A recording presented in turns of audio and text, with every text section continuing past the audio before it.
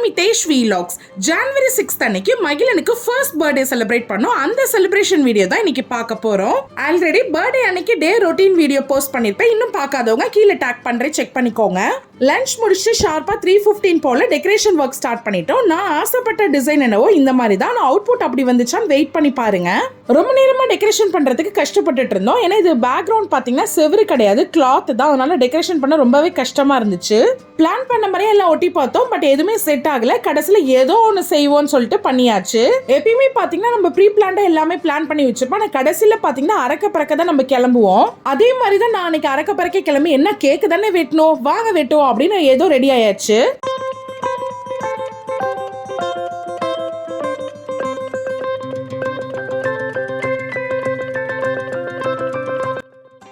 மகிழனுக்கு first பர்த்டேன்றனால கேக்ல பாத்தீங்கன்னா ஒரு டால் வந்து 1 வச்சிருக்கிற மாதிரி ஆர்டர் பண்ணிருப்போம். இதோட ஃபிளேவர் பாத்தீங்கன்னா ப்ளூபெரி. சான்ஸே இல்ல, கேக் வந்து செமையா இருந்துச்சு.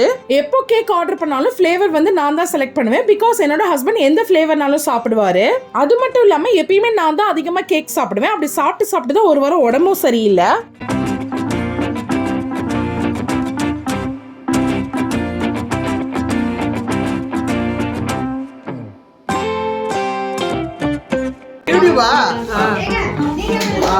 Happy birthday to you. Happy birthday to you. Happy birthday, happy birthday, happy birthday to you.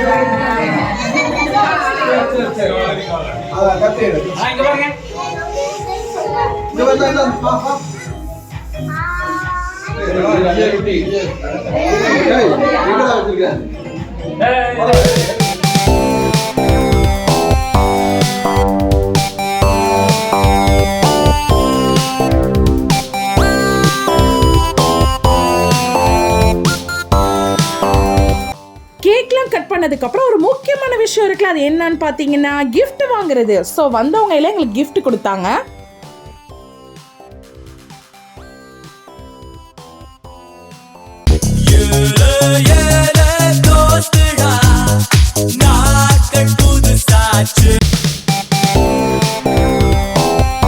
அப்புறம் மகிழனுக்கு ஸ்பெஷலா நாங்க ஒரு கிஃப்ட் கொடுத்தோம். அது என்னன்னு அப்புறம் சொல்றேன்.